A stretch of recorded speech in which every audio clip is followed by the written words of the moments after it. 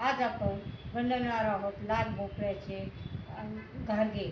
हे घारगे 7 ते 8 दिवस टिकतात. खायला मऊ खुसखुशीत लागतात. चला तर मग बनवायला सुरुवात करूया.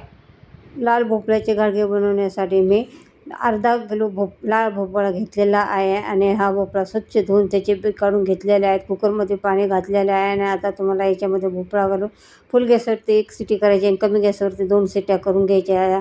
अशा टोटल 3 शिट्या करून घ्यायच्या आहेत. भोपळा शिजलेला आहे. आता आपल्याला भोपळा गरम आहे. आता चाकूच्या साहाय्याने तुम्हाला याचा छिलका काढून घ्यायचा आहे.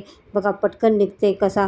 आणि त्याच्यानंतर तुम्हाला भोपळा कुकरमध्ये ठेवायचा आहे आणि ते अर्ध्या किलोला 300 ग्राम गूळ घालायचा आहे आणि गूळ आणि भोपळा चांगला मिक्स करून घ्यायचा आहे. थोडंसं गरम करून गूळ आणि भोपळा चांगला मिक्स करून एकजीव करून घ्यायचा आहे. स्मॅशरने स्मॅश करून पण तुम्ही घेऊ शकता अशा प्रकारे. आता त्याच्यानंतर मी गूळ आणि भोपळा एका प्लेटमध्ये काढून घेतलेला आहे. ते बी चांगला मिक्स करून घ्यायचा आहे. कुठेही ढिकळं गुळाची राहिली नाही पाहिजे. त्याच्यानंतर पाऊण चमचा इलायची पूड घातलेली आहे. चवीनुसार मीठ घातलेलं आहे आणि थोडं जायफळ खिसून घालायचं आहे. गुळाच्या पदार्थामध्ये जायफळ आणि इलायची असले तर खूपच टेस्ट लागतं. 2 चमचे तांदळाचं पीठ, 2 चमचे बेसन पीठ घातलेलं आहे. त्याच्यानंतर आता याच्यामध्ये जेवढं कणिक आटा बसेल तेवढा आटा तुम्हाला घालायचा आहे. डिटेल रेसिपीसाठी माझ्या फोटोच्या खाली त्रिकोणी बटनावरती जाऊन क्लिक करा. आता बघा जेवढा आटा बसेल तेवढा आटा मळून घ्यायचा आहे.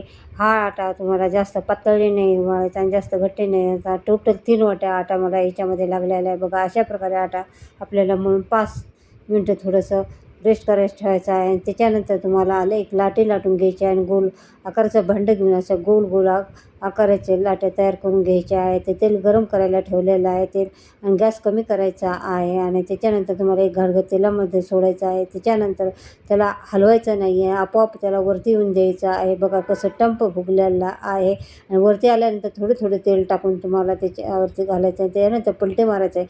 घारगं 2च बाजूने आपल्याला तळायचं आहे. हे असं जास्त आपले म्हणजे लाल भोपळ्याचे घारगे किंवा याला काशीफळ भोपळा पण म्हणतात. काशीफळ भोपळ्याचे घारगे या गोड पुऱ्या सुद्धा तुम्ही बनवू शकता. तयार झालेले आहेत. हे 7 ते 8 दिवस टिकतात आणि मऊ लुसलुसीत आणि खायला पण खुसखुशीत लागतात. आणि असेच तुम्ही किचन चॅनलवरती नवीन असाल तर सबस्क्राईब करा आणि लाईक करा, सबस्क्राईब करा, कमेंट करा. पुन्हा भेटू आपण नवीन रेसिपी घेऊन. चला तर बाय.